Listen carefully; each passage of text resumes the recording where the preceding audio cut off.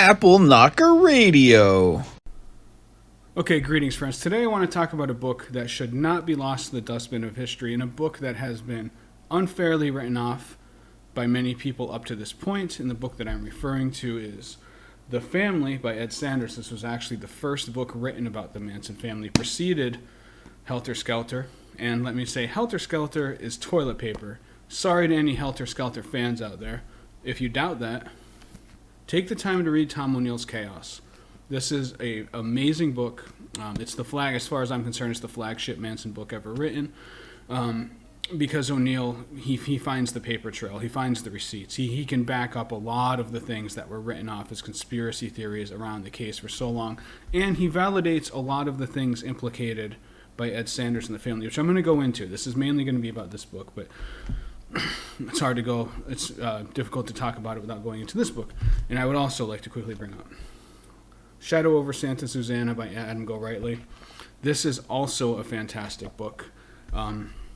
He actually exposes a lot of the same big things that O'Neill exposes. The difference, I think, the reason why this book got so much more credit than this book, and this book preceded Chaos, was because of the stature of the publisher in this one, because of Tom O'Neill's existing journalistic reputation, his professional background, but mainly because O'Neill found the solid proof. He found the receipts. He's got the paper trail. He's got it. Whereas Gorightly's book, I think it suffers from not having enough references, enough footnotes, and all of these things to validate his claims. And I say that with absolute respect, because like I said, I think this is a great book. It's a great book. But, all right. So, now, all that out of the way. Oh, why is Helter Skelter toilet paper? Well, you should read this. I want to encourage people to buy this book and not to spoil the information and poach it and use it for myself. But suffice it to say, the book directly and, in my opinion, inarguably shows Helter Skelter to just be a work of propaganda by one Vincent Bugliosi. Yeah, that's my opinion. Read the book, decide for yourself. Okay. The story behind this book is, and let me also say, people who are following this channel, I made a few prior videos about the Son of Sam case, which is kind of what I want to get into with this. But I'm not actually a big true crime guy, and I have no intention of making this a true crime channel. My personal interests in those things are, I have more of a big picture view. I'm really interested in the way that, on a purely materialistic level, how culture and society changes, especially at those moments in history such as the one we're living through right now, where there are these really sudden and jarring and violent changes in mass psychology of culture, of a society, right? But I have a little bit of a very different metaphysical worldview than a lot of people, and so I'm interested in it because in modern parlance, we'll say, I think there are moments when whoever is controlling the simulation decides to make a big and abrupt change, and out of that coding comes a lot of transformational events and experiences, and that fascinates me. I'm most fascinated by these things because I'm trying to trace the way that the program, again, I'm just using modern parlance because I think it's easier for people to kind of grasp or accept, maybe. As far as I'm concerned, simulation hypothesis really is saying kind of the same thing that mystics said for a long time. It's just putting a little more of a technological spin on it. But anyway, what is my point? Why am I rambling about this? My point is that whatever the nature is of this controller, I'm really interested in looking at cultures and looking at societies and looking at history and seeing these pivot points in human consciousness where there are these massive changes, right? We're living through one now. The late 1960s were definitely one as well. And, okay. So, that's just to say, my interest in these things are probably a little different than most people. I definitely do not glorify true crime. I don't have any enjoyment in hearing about people suffering. I sure as heck do not look up to these butchers and these bad people. I don't find it charming. I don't find it cool, or like they're bad people. I have no respect for them. That's not my thing. I don't want to glorify these evils. I'm interested in the broader outcomes of these events that happen. All right? So, all of that out of the way. This book, right? This, like I said, this was actually the first, I believe I said this. This was actually the first Manson family book written. Now, it was written by a gentleman named Ed Sanders. Now, his identity really matters to what I'm about to say, because Ed Sanders, he was a member of a band called the Fugs, which F-U-G-S, Fugs. It's not a profane word. They never sold really any albums, but they were culturally impactful because they were very influential to the counterculture, right? They were like a very political band, kind of a wacky political band. But Ed Sanders was a general. He was a poet, a thinker. He was an interesting dude who had some level of prominence within the 60s counterculture, right? He was looked at as a true part of the counterculture and somebody who was influential. And so the reason why that is most significant is so that Sanders took it upon himself very shortly. I think he actually says this right after the Manson family was brought in to prison, and all of these things were starting to roll, and people were realizing that they were murdered. It's kind of a complicated situation because they weren't actually arrested for the murder, so like explaining it's wrong. They were arrested for other things, and then people realized that they had done the murders. But anyway, point is, it was shortly after all of that was brewing that Sanders took it upon himself to go write this book. And because of his counterculture clout, he was able to talk to people that, you know, normally would never talk to police, never talk to mainstream investigators or anything like that. You know, he was part of the outsiders, and so they were willing to talk to him in ways that they normally wouldn't.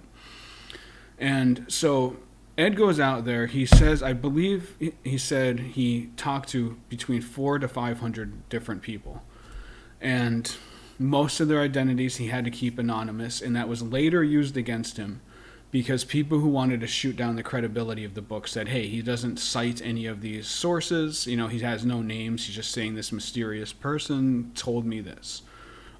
Ed Sanders, in his book, he says the reason why he did that is, number one, if he didn't promise anonymity, most people weren't going to speak to him, either because they were part of the counterculture and they didn't want anything to do with the man, or because they were scared for their own lives, right? And Ed Sanders himself was scared for his own life. And so the thing that emerged out of this story, like, this matters. The story of how the book came about matters, right? Because these events were still happening. They were still very fresh. And this broader network that Sanders uncovers and explains in this book was still very much active, and people were still dying. People that were associated with it. And all of this obviously is allegation, conjecture, whatever. You know, these aren't things that have been proven.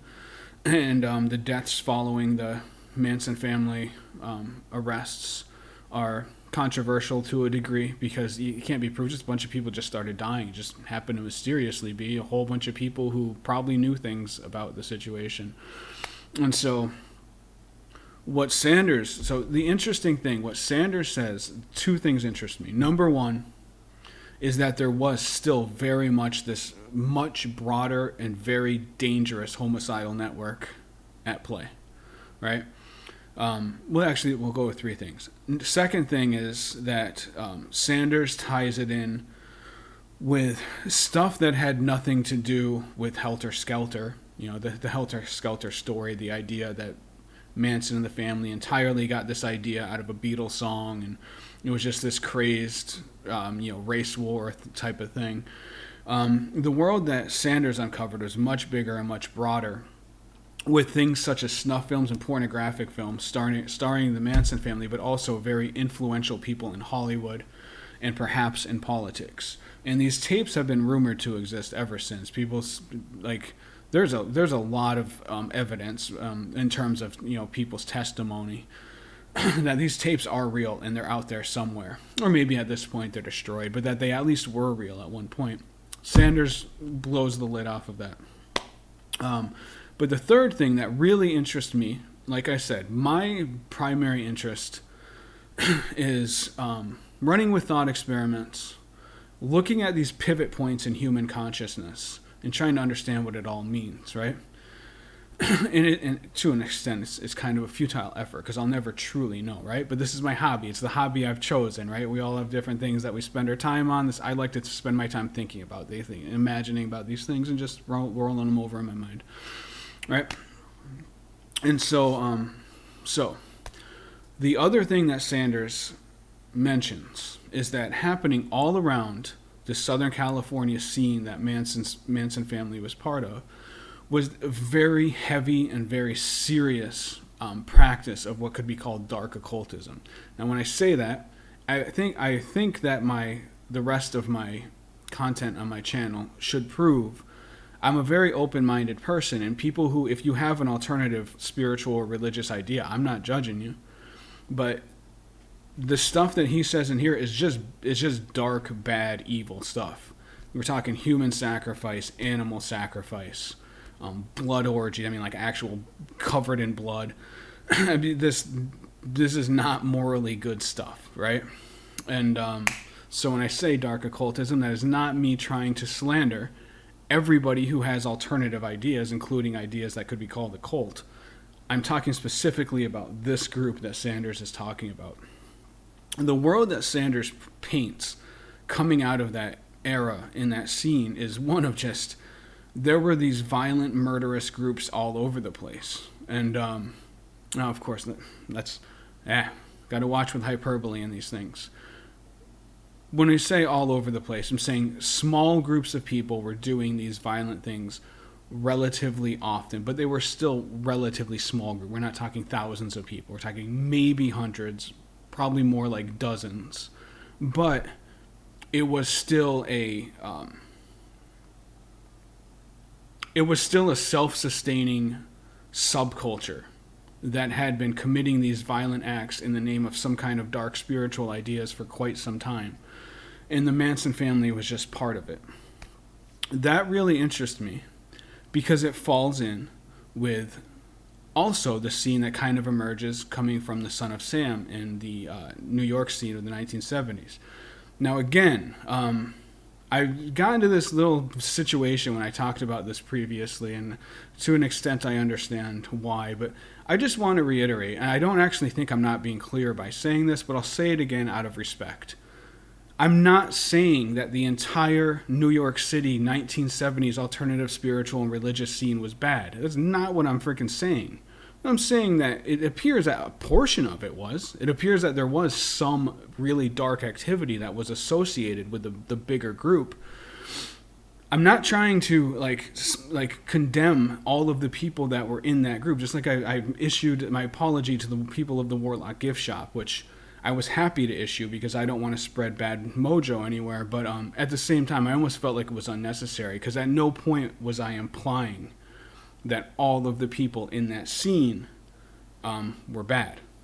I assume everyone is good until they give me a reason not to, and I certainly don't want to go around besmirching people for no reason, right? I'm a good-natured person. I really do come at these things with a good nature. So, yeah. What I'm saying is that there were dark components of that 70s occult scene in New York. Well, according to Ed Sanders, the same thing was happening in Southern California in the late 1960s. That's very intriguing to me for multiple reasons,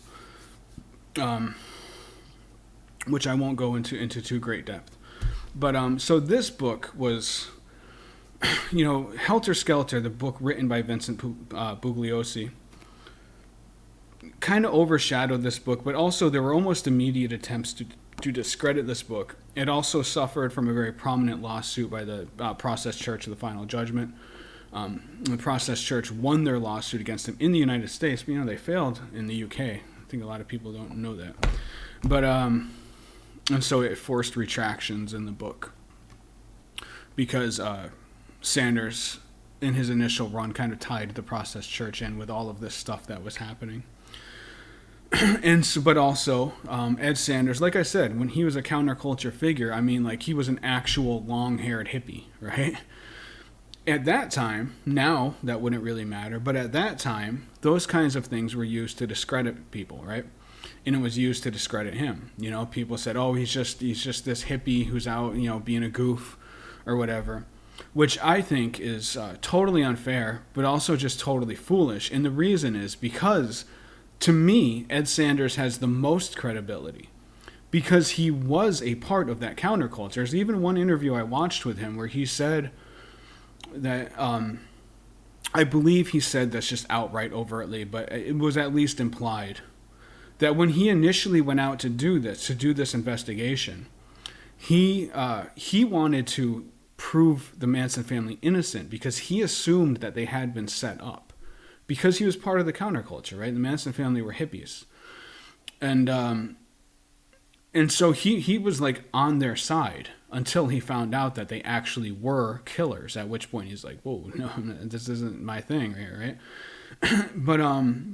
But Ed Sanders had every motivation and every incentive to not come out with this story that, holy cow, there's this giant network of bloodthirsty occultists that are living among this counterculture all around Southern California, right?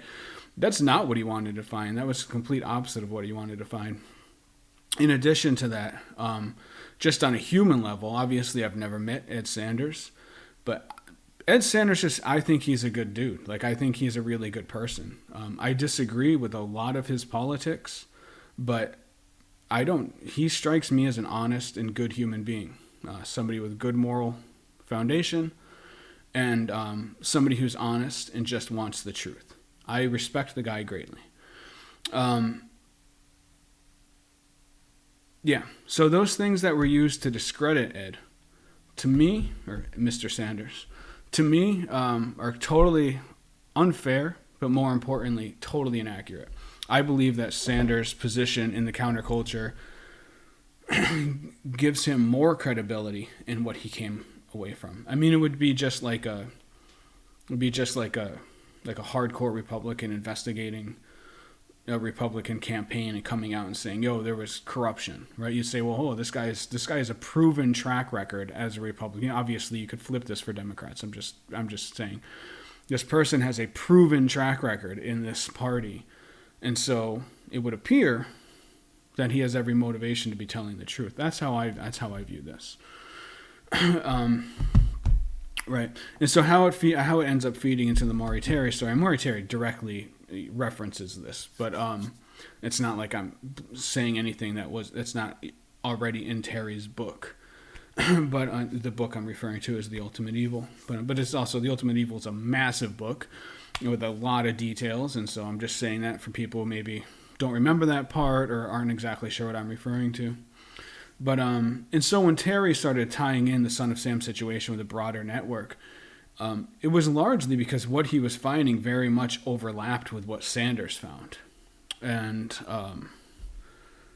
there are a lot of, like, the opinions of Maury Terry are very split. I understand that. And that's not really like my forte. But Ed Sanders, I believe Ed Sanders is a man of integrity, and I believe... Now, obviously, that doesn't mean that everything he reveals in this book is the truth, right? Because people could have lied to him, people could have manipulated him, people could have tricked him, and he's just human, right? We all make mistakes. But I do not believe for 1 second that Sanders was fabricating evidence or making things up. And, yeah, and I think... Oh, and also, another thing about this book... It got flack for this, and I can understand why, but I personally love it. So Ed Sanders has the most irreverent, idiosyncratic writing style you'll probably ever come across. He's downright like humorous while he's writing. He's talking about these horrible things, and he'll drop some humor into it. This really kind of gonzo kind of humor, you know? I personally love it. I think it adds this kind of like crazy devilish element to the book, and I find it really amusing. But I can understand how some people would find that off-putting because you're talking about real human suffering. So I can understand that, even though I don't agree. But that was another thing that got the book a little bit of criticism back in the day. But here we are. It's 2022. We've got most people are forgetting about this case now, right? There's not. I think the Manson family investigators, amateur investigators, probably dying out a little bit at this point. And then you've got this book that came up, and this is, I believe this will come to be the Bible of the story, like the central telling of the story. But as time goes on, there are two books that shouldn't be swept aside. This one, by Adam Gorightly, Shadows over Santa Susanna, but even more so, this one. And, all respect to Ed Sanders, who put together what I consider a great book, who had the guts to say things that he had to know were going to get him labeled crazy by both sides of this thing, by both the establishment and by the counterculture. Things that were going to make the counterculture angry at the implications he was talking about. All of these things. To me, the man deserves absolute respect and definitely deserves to be remembered. This book definitely deserves to be remembered, and it plays an important role in illuminating that crazy consciousness pivoting transformational era of the late 1960s. Should not be forgotten. Read the book. It's kind of expensive. If you buy these, this is a beat up old copy, and this would still cost me a fair bit of money. But if you can find some way to read it, man, read it. It's an excellent book, and it's a great addition to that era of history, to the Manson case in general, and tangentially to the Son of Sam story. So that's about it. Peace out. I hope everybody is having great 2022s. Be positive, be strong, be confident. You can achieve anything you want. So Wild West out there, man. The Wild West, the consciousness is in a Wild West right now. I think all the rules are off. The shackles are off. Things are crazy. You can manipulate things in any way that you want. You can forge new dreams, make new transformations. It's a wild world out there right now. So make the most of it. Don't let the fear get you down. Don't let the bastards get you down. Peace out.